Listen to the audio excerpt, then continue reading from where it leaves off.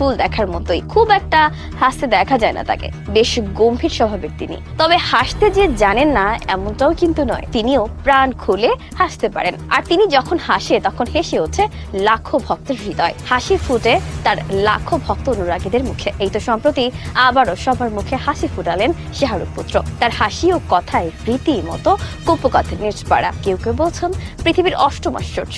শাহরুখ খানের বড় ছেলে আরিয়ান খানের থাকতে তিনি লেখক এবং পরিচালক হতে চান, আর সেজন্যই যেন তার অনুরাগীরা মুখিয়ে আছেন তার প্রথম কাজের জন্য। আর সেই প্রত্যাশা কমিয়ে নাকি বাড়িয়ে সদ্যই প্রকাশ্যে এসেছে তার প্রথম কাজের ঝলক। এই 2 মিনিটের ভিডিওটি সিরিজের নাম ঘোষণা করা হয়েছে, সঙ্গে এই সিরিজের আগমন বার্তা দেওয়া হয়েছে। সেখানে দেখা যাচ্ছে আরিয়ান তার বাবাকে পরিচালনা করছেন আর শাহরুখ খান নিজের সবটুকু উজাড় করে অভিনয় করছেন। কিন্তু হলে কি হবে, এবার কিং খান নন, বরং সমস্ত লাইমলাইট কেড়ে নিলেন আরিয়ান একাই।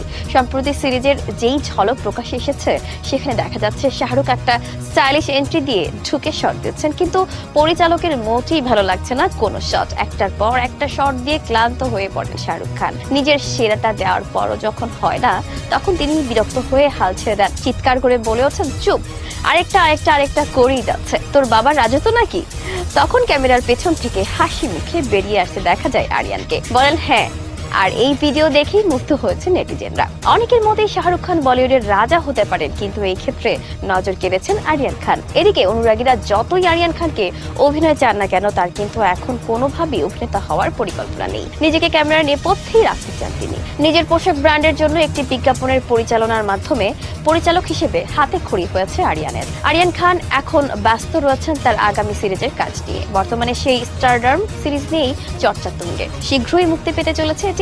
সিরিজটি দেখা যাবে নেটফ্লিক্সে। শাহরুখ পুত্রের তৈরি, তাই সিরিজটি নিয়ে দর্শকের প্রত্যাশা